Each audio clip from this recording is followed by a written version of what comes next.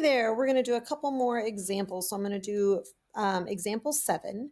So we just were introduced to tension. We're going to use that in this example and also do a little more analysis of the situation. So in this case, we've got Fozzie, and I have this recollection from when I was a kid that Fozzie liked to play hockey. I don't know that if that's accurate or if I just have it in my head. Either way, we're going to put that in this story here. So Fozzie uses a string to drag a box of hockey equipment across the ice. Why across the ice, you might ask? Because ice is really, really slippery, which means that we don't have to deal with friction. So I'm doing a couple of examples here. This one is going to be a no friction kind of deal. It says that the string is pulled at an angle theta above the horizontal. So here we are going to introduce some angles, which is kind of fun. So first thing to do, free body diagram. Let's think about the forces that are acting. Well, it doesn't say we're not on Earth. We're usually on the Earth. The Earth is going to be pulling on that box, and it's going to pull straight down. The force of the Earth on the box. That's an FG. Okay. The box is sitting on ice. That is a surface. Probably that surface is going to push up.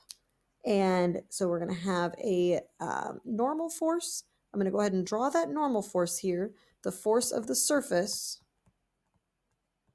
on the box, Fn. Okay.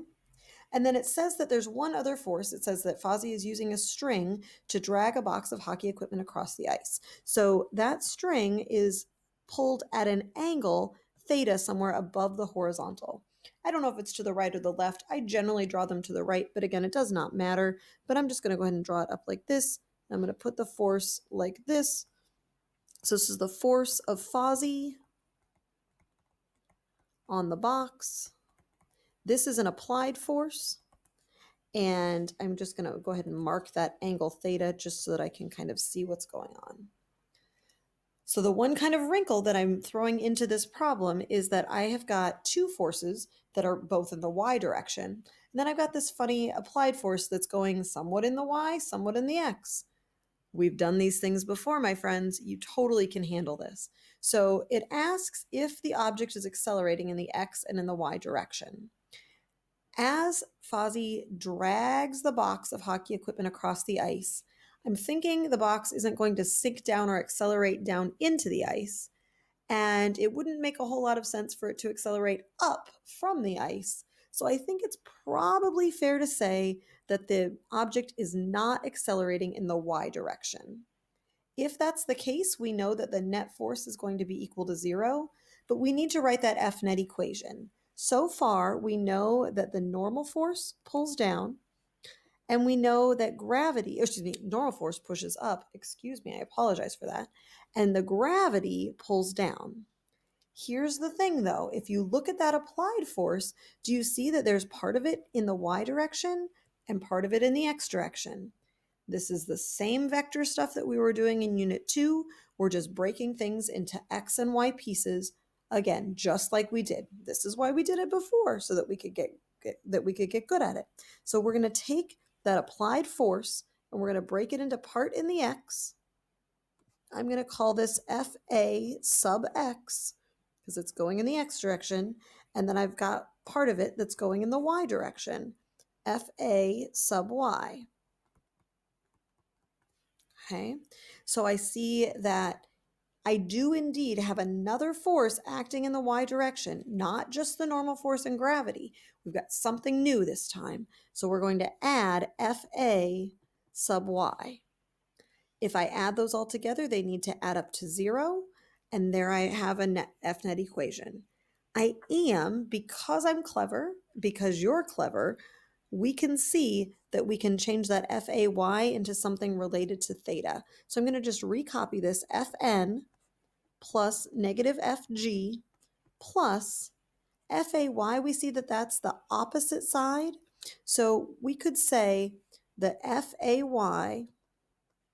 over FA, by the way, that's just the opposite side over the hypotenuse. Well, that's going to be equal to the sine of theta, isn't it? We see that? And so from that, we could actually say that FAY is equal to FA times the sine of theta.